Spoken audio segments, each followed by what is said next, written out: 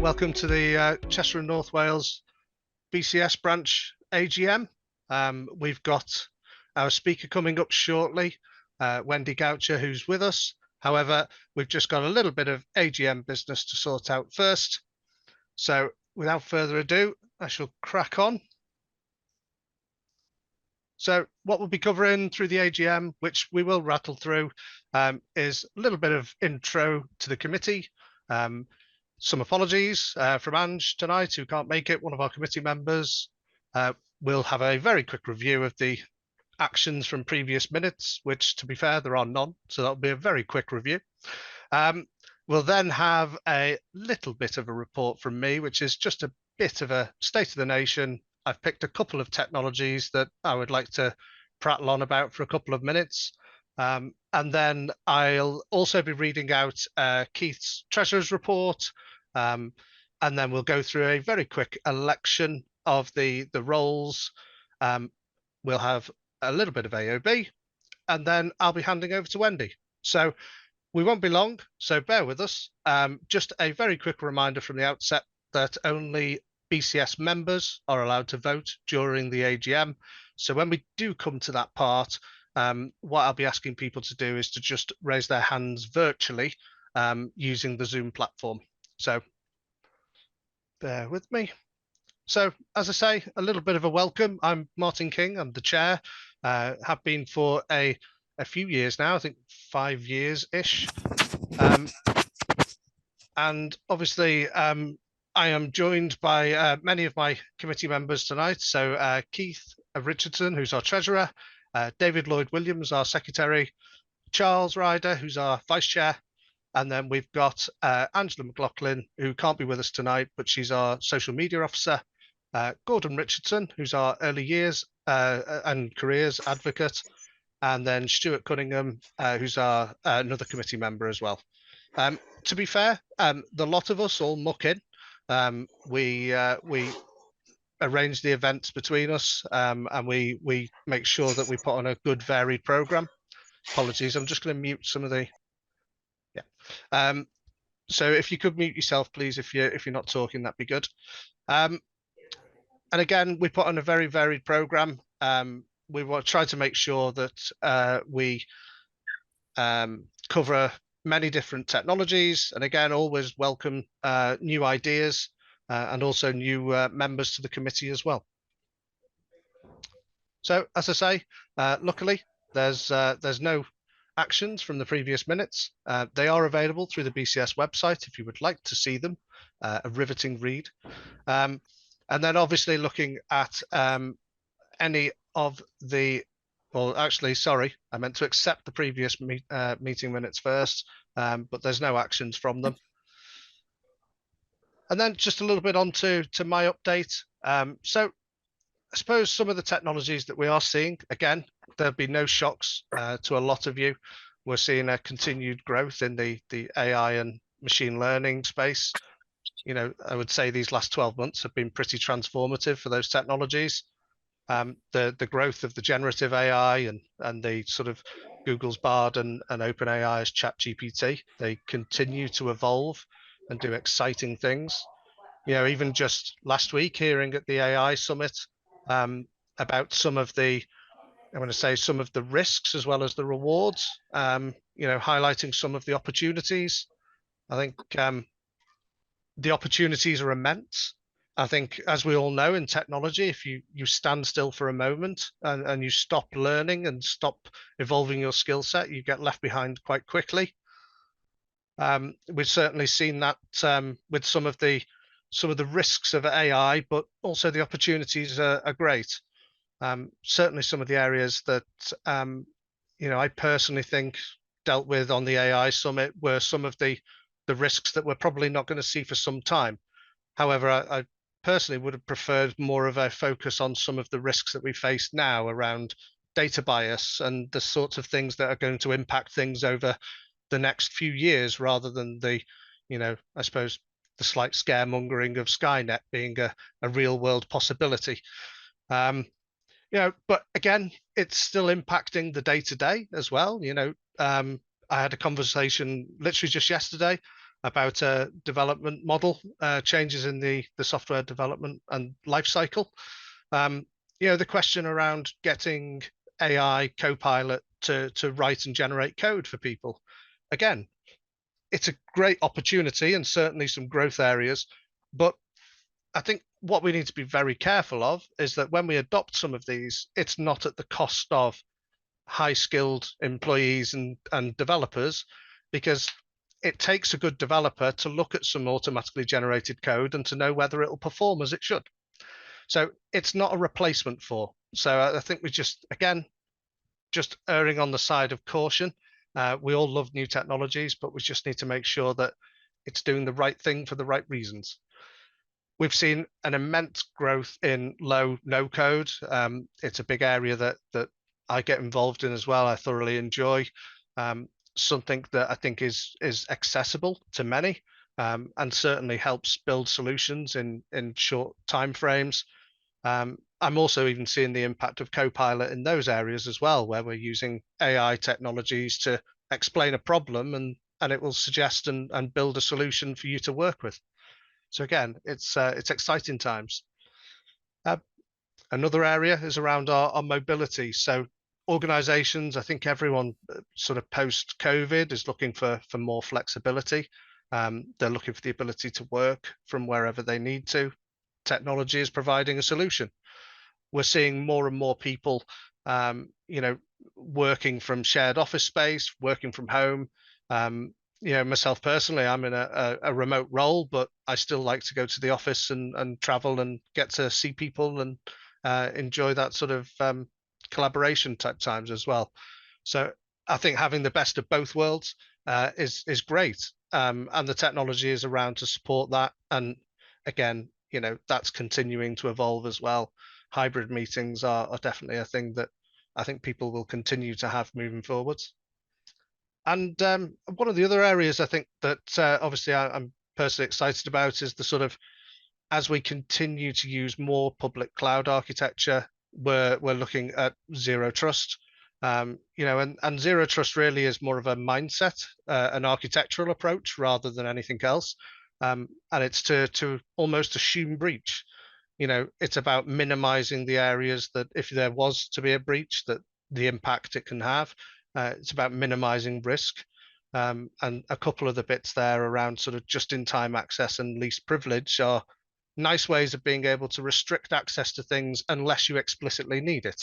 So, assume that, say you work on a database and, you would only have read-only access normally, but if you need to edit or change data, you can then request those permissions for a short period of time. They're audited and logged. You then receive the permissions and then they're revoked after a certain period of time to minimize the risk. All those sorts of things are, again, things that I've been excited about getting involved with recently. So there's a couple of the key bits that I wanted to highlight, but obviously we are always looking for new topics and suggestions. This is not just necessarily things that you would like to hear more about. This is also that we need to be mindful that we are a professional network of specialists as well. So if there's anybody out there that would also like to do a talk, we are always happy to hear from people. So please do get in touch. Oh. Okay, so just a quick review of the budget. So 22-23, we had a group budget or a branch budget of 1,740.97, and we spent 48% of that. Again, primarily because we were still doing a lot of webinar-based talks, so not many in person. And then if we have a look at this year's budget, so we did request an uplift in the budget, primarily because we wanted to do more face-to-face events. So we asked for 1,200. Unfortunately, we only got 800, which has somewhat restricted some of the in-person events that we could do this year. Again, this one tonight, we were meant to be having Wendy come down and have an in-person event, but unfortunately, we put in a supplementary funding request for 1588, which was to cover not only this one, but some other in-person events as well. That didn't get approved, unfortunately, so hence why we shifted it up to a webinar. But we do still have just under £400, which will cover another in-person event over the next few months, so keep your eyes out for that. We do have some other webinars obviously happening as well. Okay, so election time, and I'm going to rely on some of my other committee members to keep a track on some of the hands being raised, etc. But as I say, just a quick reminder that only BCS members can vote. So first things first, could I just ask all of the BCS members to please just raise their hand?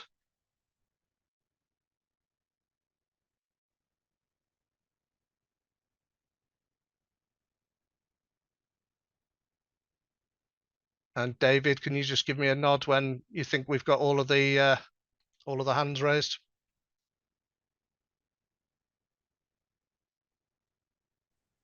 I think so, Martin. So we got 1, 2, 3, 4, 5, 6, and 7, 8, including yourself. Wonderful.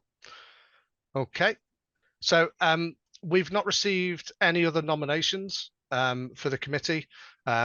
So again, we can bring people onto the committee throughout the year, so please do let us know if you'd like to join.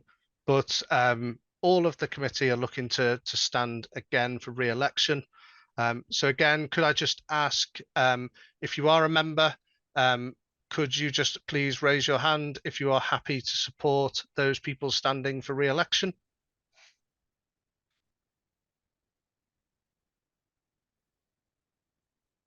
And again, David, just let me know when we're happy. Okay, so Obviously, including myself. 1, 2, 3, 4, 5, 6. We have 6 people saying that they're happy, but okay, I think we have that's a majority. Yeah, no problem. As we say, we are always happy to speak to other people. There are other roles that may suit. It's not always just committee members. We do have other more specialist roles that if you have a look on the BCS website for volunteer roles, you'll see that there's lots of other things that you can get involved with. Failing that, we are always happy to have more people who are interested in helping us run, plan, organize events. So please do get in touch if that is the case. Okay, just one piece of AOB, which was raised by our Vice Chair, Charles, and it was in regarding to the Merseyside branch. So Charles, throughout the year, has been supporting the Merseyside branch to try and sort of reignite and get their events running again. Unfortunately, through no fault of his own, that just unfortunately hasn't happened. There's a lack of people wanting to be involved in the area. But given the locality, what Charles has asked is that whether we could approach HQ about cross advertising, inviting those members to our events, and then a future of obviously being involved with them again. So I think we're more than happy to raise that, and we'll take that to HQ and have a conversation. No other AOB was sent through in advance, so I am going to get to the fun part now that everybody's been waiting for. So again, I would just like to hand over to Wendy, who, as I say, we would have loved for it to have been in person, but she has joined us virtually, and Wendy's a cybersecurity consultant with Arcanum Cyber, and again, I'm sure she will cover plenty of this throughout. But having previously been a lecturer in Liverpool, she's seen and heard a lot, and she has lots of experience, not just in cyber, but she is also an author, and she writes books for the young and elderly as well, to help them protect against cybersecurity and social engineering. So I am looking forward to tonight's talk. I'm going to stop sharing now and pass over. But again, questions throughout, please. And I will be joining Wendy at the end to host and give some questions. But without further ado, Wendy, over to you. Thank you. We say without further ado, and then you fiddle around with your machine for half an hour. I'll try and get it right. There we go. Okay. Thank you.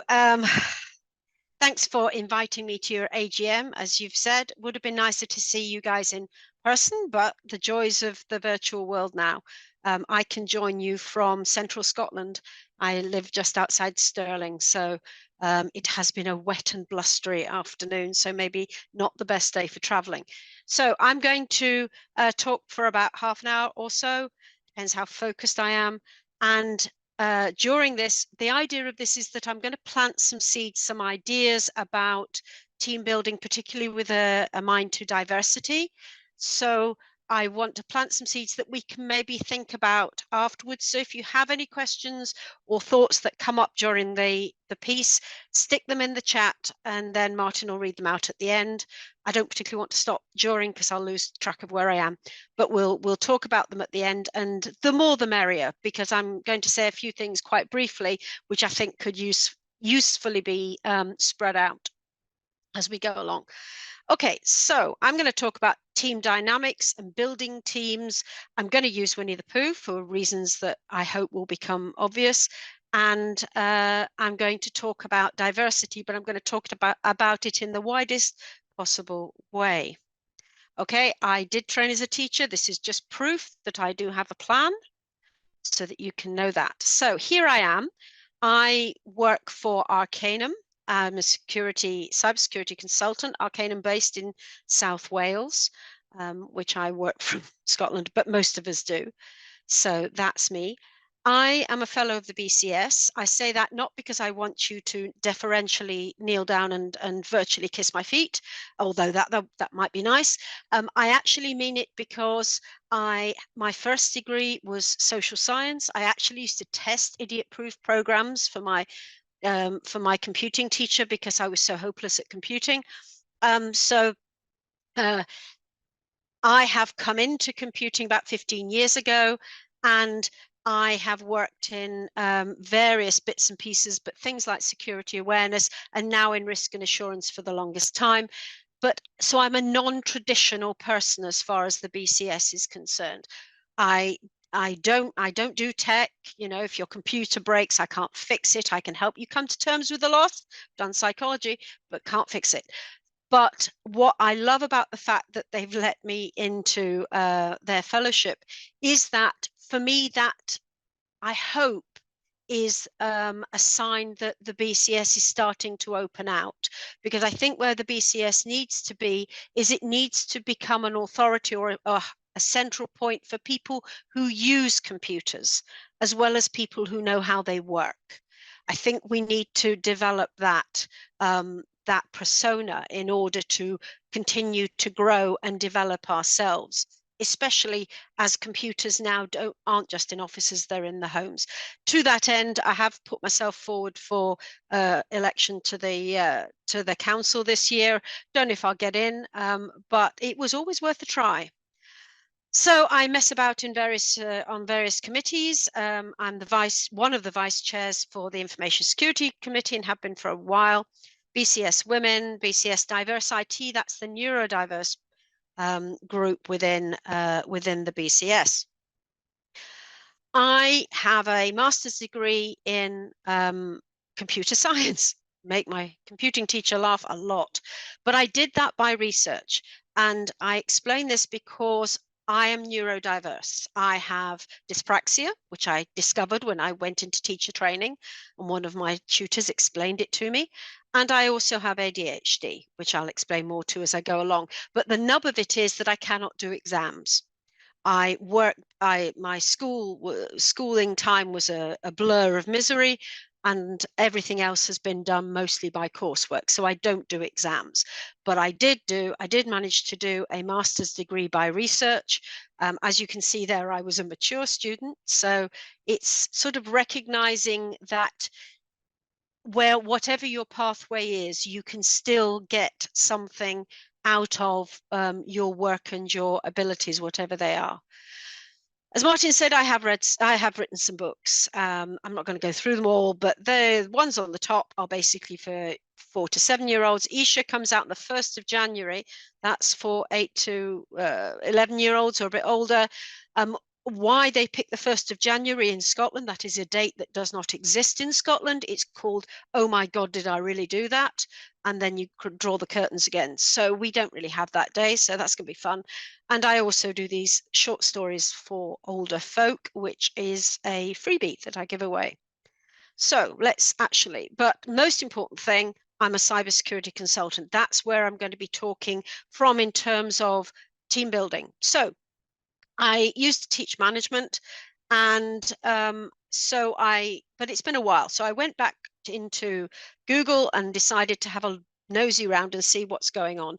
And this is one of the first pictures that came up, and I found this deeply disturbing, because the tagline for this, and with a number of articles that were linked to it, was, if you want the best team, find your best salesman and clone him. Now, I don't think they mean biologically, but I do think the idea to me of having a team of people who all think the same, have the same experience, have the same perspective, or even do things in the same way is very, very risky. I say, as a risk and assurance person, it's a single point of failure. It's not a great idea. We need to build dynamic teams. And one of the gifts that COVID gave us was it accelerated distance learning. Arcanum doesn't actually have a head office. We all work remotely, and usually on customer site. And so lots of people who couldn't make the hour or 2 hour commute every day now can work from home, and they have a range of challenges, some of these people, including myself. So that's what I'm going to be looking at. I just want to, before I really start, just highlight Adair. Now, I know Adair is old and I know he's controversial, but all I want to have his little trying to find a nice clean way of saying this, his 3 little discs, is that when you're developing a team, you're very unlikely to develop it in a vacuum. You're almost going to have other things going on. So you've got to get the job done, and you're building a team, and you're looking after the individuals, and the individual also includes yourself as the manager. And we know from the statistics of mental health issues in cyber during COVID that can become a high pressure situation to be in. So that's the context that I want you to take where we're going to. So what am I meaning by diversity? If I'm saying I want you to build, or I want us to build, teams that are diverse, what do I actually mean by that? Well, I'm taking the broadest possible interpretation. So not only men, women, and on that spectrum, I'm not just neurodiversity, but I'm also talking about people with physiological diversities, people who have mobility issues, or perhaps are blind or deaf or whatever, but also people who have issues that arise from having care responsibilities, both for children or frail elderly or vulnerable elderly, which may mean that certain traditional paths of working don't necessarily work for them that well. So that's what I mean by diversity. So I'd probably include at least some of the people that you work with, not even if it's not actually you yourself. So I'm going to quickly go around this table of likely candidates. I cannot claim to have been the first one to think of this. I worked alongside a lovely guy called Jim many, many years ago, and he pointed out that these people, you can have all the posh theories of management, but actually Milne had it right on the nail. So I'm using the E.H. Shepard illustrations because they're the ones that I'm most familiar with. So you have Christopher Robin, who is your CEO. He actually owns the animals. I'm not going to draw a parallel at that point. I think we're going to allow that because it is actually toys. But let's go around the table from there along the clockwise direction. So the first we have is Owl. Now, you would think that Owl is very straightforward. He's the knowledgeable one. He's the smart one. Yeah, no. I mean, yes, but also no. One of the great things to have in your team is that person that seems to know everything. One of the problems is that I don't like single points of failure. I'm a risk person. I don't like that.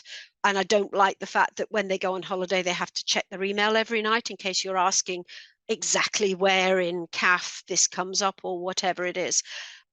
So I don't like that. But also in the Winnie the Pooh books, and there's a picture of this, I think, later on, Milne actually brings the reader in on the joke, because the animals all get Owl to write their stuff because they can't write. And Owl's association with spelling is very similar to mine. It's the Eric Morecambe school of all the right letters, just not necessarily in the right order. He really can't write. So what I'm saying here is, I know some very, very smart people. I work with some extremely smart people. And it's important not necessarily to challenge them, but to at least have them justify themselves, have the situation. Sorry, I'm being distracted. It's only I'm going. Make that go away. Sorry. Yeah, they need to have to explain, and not just, oh, well, you've said it, therefore it must be right. That is a lot of pressure to put on somebody, and nobody is perfect. Also, you want that information cascaded as much as possible. Now, I appreciate that somebody who has that good a memory for very precise detail may also have neurodiverse issues, so they may not want to stand up in a room and tell people. But that is something that you can work on. And a lot of the tune of what I'm going to say here along this is going to be, it's an interactive thing. We're going to have to work this out. There's no two people. Some of you may have already thought, if you thought at all ahead of this, you know, where is she going to go in terms of diversity and dynamics, and thought, yeah, we know about Eeyore. Eeyore is the depressive. He's the one that suffers from depression, or bipolar, as we would say now. And yes, absolutely. But what captivates me in what Milne wrote was that they didn't ever try and make Eeyore one of the other characters. It was, yes, sometimes he needs to be on his own. Sometimes he can come in. He comes in on his own terms. They may try and chivvy him along a bit, but they don't actually expect him to change. And I think that's incredible sensitive writing of its time, perhaps affected by his experiences of World War I and seeing people come back from World War I, possibly. But it's something we can learn about with that we don't need to sort of go, oh, well, we need to bring you into the team and we want you to do the jolly things that we do. Not everybody can do that. Not everybody is comfortable. Piglet. Now, I do hope you have a piglet in your team. Piglets are wonderful. Piglets are, well, piglet is a young animal, obviously, but so fresh in, full of buzzing ideas, but at the same time, frightened of his own shadow. He's got desperately low self-esteem. I don't want them to have that, but it happens. People come in and they're very, very excited about everything, or everything's new, or da-da-da-da, but I'm a very small animal, I'm not very brave. I love the way that Milne puts him alongside Winnie the Pooh. Now, Winnie the Pooh to me is a back in rugby. I have a season ticket at Murrayfield. You may commiserate with me, but I do. And you know, the backs are the engine of any match. Yes, you have these guys that fly down the wing and dive over the lines and things, but you need your solid backs in there. And Pooh is there. When Christopher Robin says, let's go to the North Pole, Pooh doesn't sort of go get the map out and discuss, you know, the weather up there. He just goes, yeah, okay, we'll go. And having that solid figure by him enables Piglet to develop. They talk about things together, and they are each other's strong right arm, if you like, because Piglet is also encouraging Pooh to not get too stuck in his ways. Kanga is the caring creature out of the lot of them. There is also quite a dodgy bit where she comes in, and she and Rue are immigrants, and there is a lot of resistance from the other toys who do not understand this person. And of course, that's another form of diversity, people from a different culture, and that all gets pulled in together. But we need to think about that. How do people come in? But at the same time, how do we care for each other?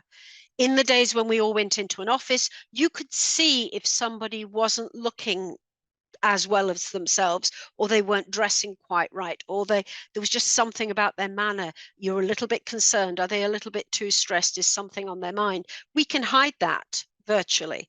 So the onus is on all of us now to look out for our colleagues, because you can't expect a manager to sort of go around all their team once a day or once a week and grill them over over video, which is a horrendous thought. And then there's Rabbit. Rabbit I love. Rabbit is the one who knows everybody within the organization. So you say, who is it that knows about this? Oh, I know exactly who that is. Or even externally, they will know somebody at NCSC. They will know somebody at Cabinet Office. They'll have been out for drinks with somebody from, somewhere that you need to talk to. Absolute gold dust, that person. Brilliant, brilliant.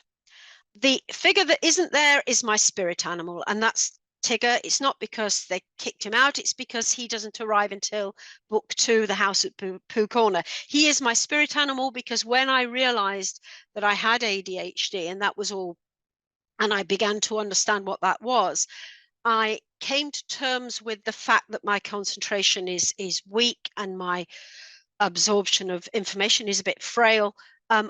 When my ideas can fly out of the window, I call that my Tigger brain. It's how I've come to terms with the fact that, my school report said things like has no concentration, doesn't answer questions, doesn't appear to be paying attention, all these sorts of things. I was off somewhere else, just like I was when somebody was coming in late and I was trying to ignore the bar, but I had to let them in because it was just distracting me. So that's my Tigger brain, and I love that. But having a Tigger in the group is exhausting, but at the same time, they're the ones that go, do we have to do it this way this year? Do we have to do that? What about if we did this? What about can we workshop online? All these things. They wouldn't have created Exercise in a Box without somebody having some really interesting thinking, because that's quite innovative, or certainly was when it first came out. This is a phrase I understand, but personally I don't like. We use it as a way of saying particularly I've heard it used to people on the autism spectrum, to say it's all right. You're autistic, it's all right. It's a superpower. You can absorb information and you're brilliant and your focus is like this and you're amazing and I wish I was like you. You absolutely don't. You really, really don't. It's not easy. And for all the diversities, there are the other side. I cannot sit exams. So I will never, I was looking at becoming a chartered professional, and that asks for my list of qualifications. I can't get any because I can't sit exams. I've written exams for the BCS and others. I've moderated them, done all of that. I understand learning. I can't sit them. I won't pass them. So I may never be able to be a proper member of the cyber profession.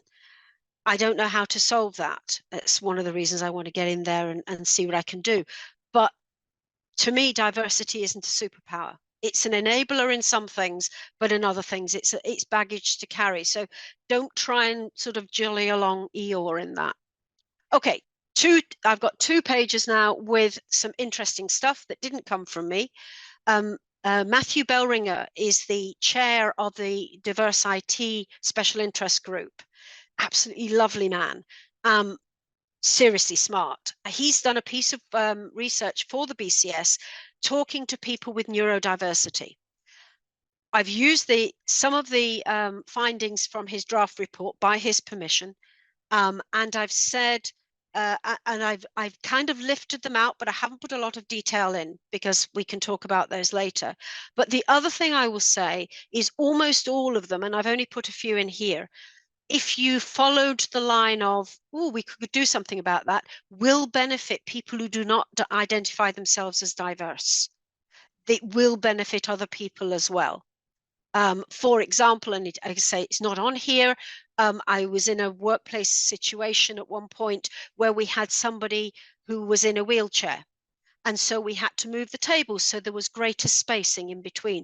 My goodness, it was a nicer place to work. Because you weren't immediately backing into the person behind you. So it benefited everybody. It wasn't easy to organize and it created some logistical problems, but we all benefited.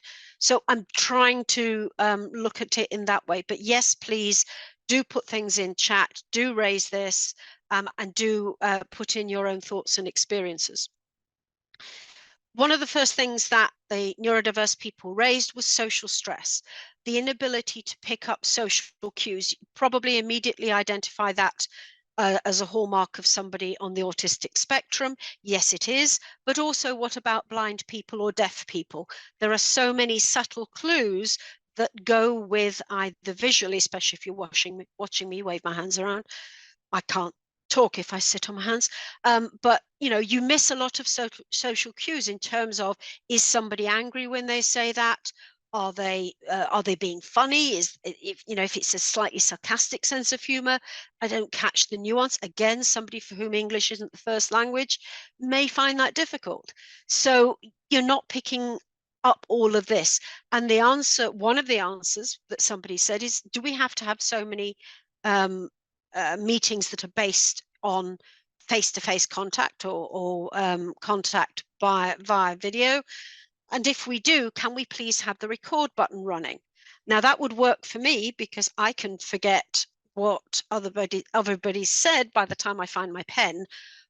So I can, when it's not a sensitive thing that we're discussing, I can record it, then write it up and then delete it within 24 hours. It's the agreement that I have. Where that's possible. And that benefits an awful lot of people who've gone, oh, I'm glad you said that, we can just participate. Sound sensitivity, again, varies very much. ADHD also, people can suffer from this. I suffer from this a lot. Online as well, it's not just face-to-face. Online, if you're in a meeting online and you forget to turn your microphone off when you've been speaking, and I am as guilty of this as anybody and probably more than most, you in your own room with your headphones on, you don't know what the background noise is. Everybody else in the room can hear it, and it's probably intensely irritating, and it's very distracting for people like me. So we have to be very careful. Also, some people can prefer to come into a meeting like this off a phone because the quality of the sound is clearer on a phone, but that means you can't have video. And there are still those people out there who say, if you're not showing your video screen during a meeting, I can't see if you're paying attention. Okay, but yeah, you can have that opinion. I don't agree with you, but there you go. So we have to think about this, and there's a lot more sensitivities around sound. People having headphones are not trying to cut off the rest of the world. They're not being unfriendly. They're just trying to concentrate, and lots of people do that too. I've mentioned software. I have a particular example of this, and again, it's one we can extrapolate from. My son has for a number of years worked as a personal assistant to an academic who is completely blind. And they went on a piece of work a couple of years ago, and she had to have a laptop from the organization that they were working in because of the nature of the data that she was looking at. And they said, you don't have to worry about having a text reader because we've got a text reader installed. And she said, well, I like this text reader. And they went, no, that's not the one we've got, but ours is a text reader to be fine. So she had, in order to do it, she had to learn a whole new set of instructions and a whole new sets of way of doing things. Also, it wasn't as good at some of the things that she needed to do, incorporating diagrams. But as far as they were concerned, because they don't actually need to use it, it was fine. And that was quite a tense couple of weeks that caused. And people do not need that kind of stress. So we need to be careful when we suggest solutions to people who actually understand, and link that to stereotyping. Please don't have boxes that say, an autistic person needs this, a person with ADHD needs that, a person with a wheelchair needs this, a woman needs this, a person who is looking after an elderly person with dementia needs this. Another one to admit. Focus, girl, focus. Right. So yeah, we need not to we need to be careful not to say we will do all these things because that's the way it's done for people of that kind of diversity, whatever that is. Oh, it's a Muslim person that's coming in, therefore we need to do this. Is anybody asking them? Did anybody, when they came through the door, they said, do you need a quiet room? What do you need in your quiet room? Does it matter if there's a full sheet of glass that everybody can see? I have seen it done. Also shame. People talk about shame, not being able to admit, trying to mask that they're not understanding. Because I find it difficult to learn, I have found this up until I went to Arcanum. I was an independent consultant. So I was always acting because I couldn't turn around and say, you're going to have to explain that to me 3 times. And I will get it. And when I've got it, I will really have it. But it takes me a while. They would say, oh, that's you being stupid, go. And I have had discussions like that. And they usually work out, but not always. But why should I feel ashamed? Why should I feel ashamed that I can't take exams? Why should somebody feel ashamed that they don't want to have the video on during a meeting, or that they need to have things recorded? Why is that a thing of shame? And yet people report that sometimes it is. And also we have to consider how when we're making adjustments, does that mean we're saying, well, if they've got care responsibilities, not very serious about their jobs, are they? If you come in at 9, you leave at 5, if you're serious about your career, then that's what you'll do and you'll find a way around it. Not quite the way that the real world works. And I found when I was teaching mature students, particularly, and day release students, they were working a full day at work and then studying in the evening. So people get work done. And more so now, we can work when we are most comfortable with working. So here's some ideas. And I think all of these affect and impact non-diverse individuals as well. I'm going to start with the one that I think it is so important to everybody, is management of a meeting. One of my bugbears is stand-up meetings. I also use a stick. I can't stand still for a tremendously long time. So they had stand-up meetings in this government department I was working in for a while. And they said, it's okay, Wendy, it's so that the meeting doesn't go on past 1/4 of an hour. Well, of course it did. And 1/4 of an hour is a long time for me to stand up. And they go, no, it's all right. You're allowed to sit down. Yes, because I want to look you in your waistband for 15 or 20 minutes. Yes, that's my favorite view of any of you. So, what is meeting management? If a meeting is meant to be an hour, then it should be sort of 50 or 55 minutes. You should be giving people toilet breaks and go and get a brew. All of these things, let's think about this. If something comes up that's going to need more time, let's reschedule that to another point. There's no great credit in letting an hour's meeting regularly go on for an hour and a quarter. That just adds to people's stress. And it particularly adds to stress of people with neurodiverse issues or with care diverse issues as well. Also, people going into a meeting who don't feel that they're forceful enough to put themselves forward. They may want to just send a note to the chair and say, can we make sure that this is discussed? Because they don't want to shout up during the meeting. And that's fine. Having an environment where they can do that is fine. Not everybody is an extrovert. And that links into communication. It needs to be a two-way thing. And that is also an onus on people like me who have to speak up and say, yes, I need these kind of adjustments. please. It's not easy. It really is not easy, as many of you will know, but a communication is a two-way thing. Also, it's not just about go talk to HR. It's about talking to your colleagues. It's about talking to your boss. So communication is always going to be vital in any kind of management at any time. But most important, when you're trying to make adjustments in order that people can work at their best. And linked to that, work-friendly workplace. Oh my goodness, I don't know where to start on open plan offices. They are a nightmare to me in so many ways. If we have nothing else to talk about, we can talk about open plan offices, because I struggle. I struggle even in those little booths, actually more in those little booths in some ways. But no, I don't want to get stuck into that. But let's think about how things are set up. Let's think about what are we using the workplace for. If we're only going in 2 days a week, what's the actual work we're producing? Is that when we're having our meetings, or are we just coming in to sit at our computers the same way as we do at home? How are we using this time to the best ability? That's important. Developing diverse folk equally, that is a challenge. I said, you know, how do I get to be a proper cyber person? I don't know the answer to that. I really don't. I want to be involved in finding it, but I don't know what it is at the moment. I'm sure the people who've been thinking about these things way longer than I have better ideas. But it's a challenge. But if you can encourage more diverse people who have a different level of experience, perhaps a diverse career pathway. They've come in, they've been a policeman or something else.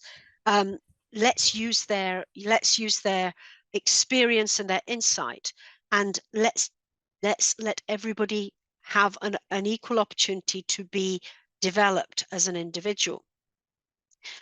Now, the last thing on here is I've called it normalized awareness. Somebody had said that they really wanted to see, and I saw it in something else this afternoon on LinkedIn, that they really wanted to see diversity awareness training. And I know what they mean, and I understand what they mean, but I taught security awareness for a long time, and I was subject to all sorts of awareness training when I was at the college, and we were having to become aware of issues that were going on. And I would say, yes, for sure, but actually, this has to come from the top. This has to come from senior management and even board level management, and then it becomes part of the culture, and that's where it sticks. Organizational culture is the way we do things here. And that's much better than a set of rules.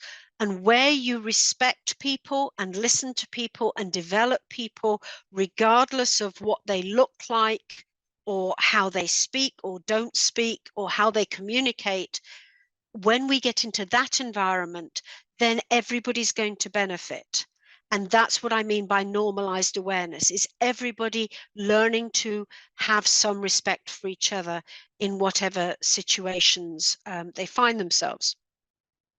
Now, my last slide, I actually changed at about 4 o'clock this afternoon, because Gillian Arnold, who is the president of BCS this year, put this into LinkedIn. It was part of a longer piece, but I thought it was so important that I would leave it as a closing thought for me this afternoon. Anyone who really wants to derive true benefits to their working culture and their effectiveness by establishing inclusive work environments has to make this a project sponsored at the highest levels. I mean, that goes for anything, right? Goes for security awareness training as well.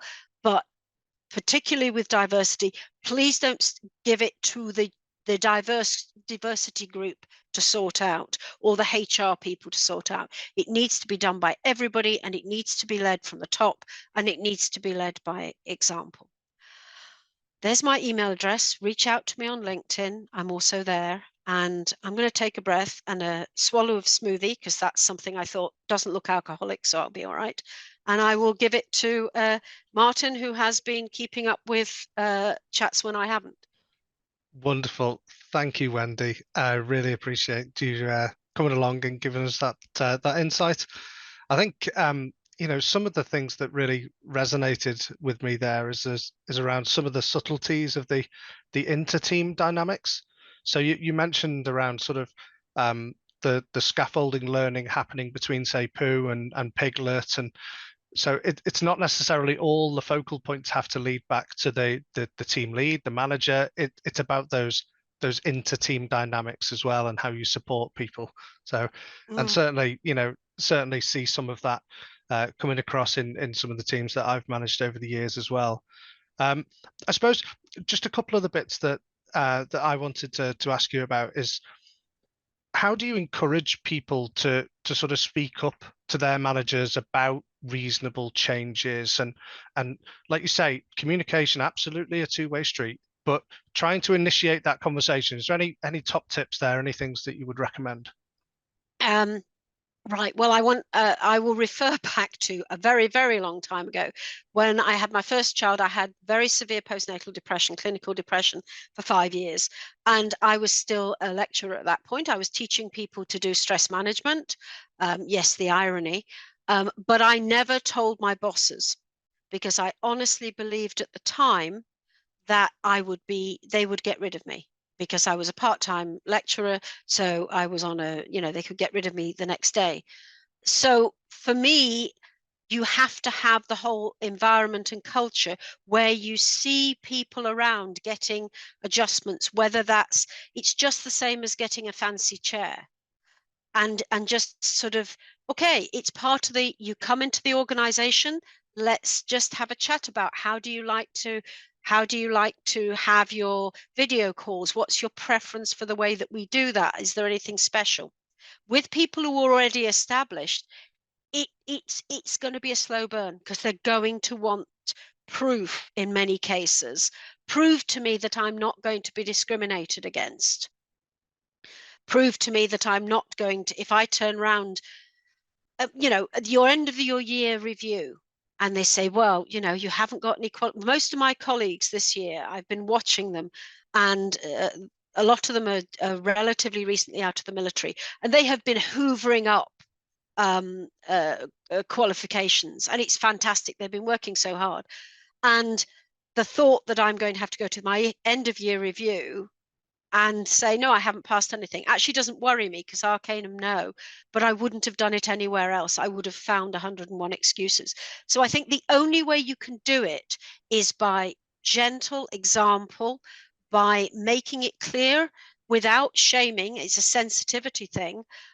Some of you may prefer not to have your videos turned on. We'd really like it if you've got to say something if you turn your video on. That would be really nice. Otherwise, don't worry about it, guys. That kind of thing, showing a sensitivity, that will build. There's no quick and easy answer, but you can only build trust by doing things a little bit at a time and proving that you meant it. I think that's the most important thing. No, completely agree. I think culture is far more important, and setting the environment, setting the right tone that people feel like they can have those open and honest conversations. One of the questions that's come through is, you mentioned that obviously you struggle with sitting these exams. Would you like to see more vocational learning to have the sort of equal status to academic achievements? And do you feel successive governments have failed these or failed those of us who struggle to sit exams? Right. Okay. I left the key reason I left lecturing back in whenever it was 2010, I was in Scotland, was that the environment of the political environment of the time was that we got people through the door at the lowest level, and this was an FE college, so you were getting people a lot of the time who were school failures for whatever reason, and you had to retain them all the way through to a degree every year. So they would come in and say, I really want to get my higher national certificate, and they would get it. And you would be then saying, well, that's great, but you really, that's only a certificate. You really need to stay on and do your diploma, or you really need to stay on and do your degree. And I could not work in an environment where we had to push people until they failed. And I cannot tolerate that myself. I can't, obviously I have personal reasons for that, but even before I really realized that I did, I couldn't do that. I don't know how much of it is political. I guess some of it is, because I taught economics and things. I've always tried to sort of keep the politic bit, and I work for government a lot of the time. I try and keep the politics bit out of my head, or else I can get really bogged down with it. But certainly it's easier to look to a list of qualifications when you are recruiting or when you're certifying and say, okay, have you got CISSP? I saw somebody post on LinkedIn a few weeks ago that said, if you are serious about being a cyber professional, you will have CISSP. And if you can't get your act around that, then you're not serious as a professional. And I'm sitting there and I didn't know whether to laugh or cry. And I went and had a walk around the garden. I absolutely get where they're coming from. It's a great, it's so all round wonderful, but it's not fair. I think you lose a particularly important part of the working population who are uncomfortable in doing written exams. Think too of people for whom English may be a third or fourth language, and they're very happy with it fluent wise, but they don't particularly want to be writing essays in English. I couldn't write. I can sort of get my way through ordering a dinner in German, but I wouldn't want to write any essays in German. Well, they wouldn't actually be readable, I think would be the answer. But so I don't have any good answers, but that's my thoughts. That's fine. No, and again, similar scenario from an exam taking perspective. I think initially I struggled with sort of school exams and those sorts of things. Once I found technical exams, I felt more comfortable with those. But yeah, it's still not a nice feeling going into an exam that you can feel, or certainly I can feel the stress building in me when I sit to take an exam. I actually used to enjoy sitting in the exam room. I used to like the peace and quiet of an exam room. The problem was I didn't have anything in my brain that was going to go down very well. But I also very strongly dislike the prejudice against people doing professional.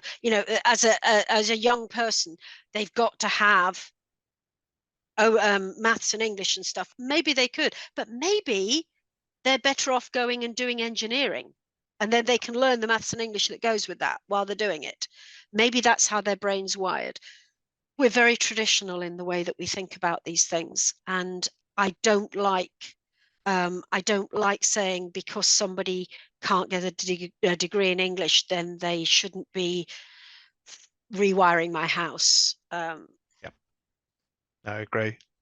Another one that's that I wanted to ask you about is around the sort of the development of soft skills. Obviously now in more of a hybrid working environment, and managers and leaders, like you say, sometimes it's difficult when you deal with people who maybe don't feel comfortable coming on camera. People that have worked in management a long time may be looking for body language cues, like you say, and you were gesticulating with your hands before. I do a lot as well. But obviously, how have soft skills sort of evolved as you're dealing with remote working? What sort of attributes do you recommend people looking at? I think it's really difficult. I think it's a challenge. In fact, I know it's a challenge. I worked during COVID. I worked for Test and Trace in England, and then it became UKHSA. And as you can imagine, I mean, I'm not. Don't get me wrong. I'm not comparing it to nurses and doctors in hospitals levels of stress, but there was a huge amount of stress, and there was a fairly. There were a number of my colleagues who suffered burnout at that time. And the problem was it was very difficult to pick up the signs, because you're not seeing people normally, and you're not seeing. And one of the things that the team I worked for, we used to see each other every day, and that used to drive me mad, because I felt so looked at, and I didn't like that either. But sometimes just buddying up, and the Pooh and Piglet thing. You don't have to have a chat online, but just have drop a note on Teams or whatever, and say, how are you doing this morning? And how they're likely to react.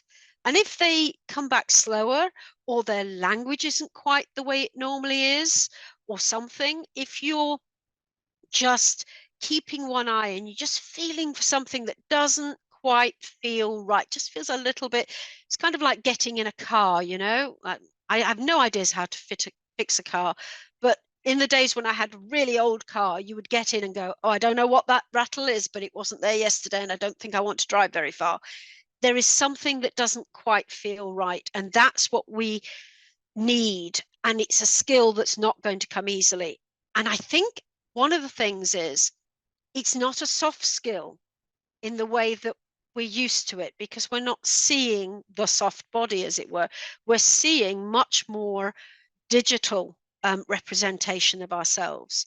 And so we have to find new ways of interpreting. But the best way to do that is to be regularly in touch with one or two people.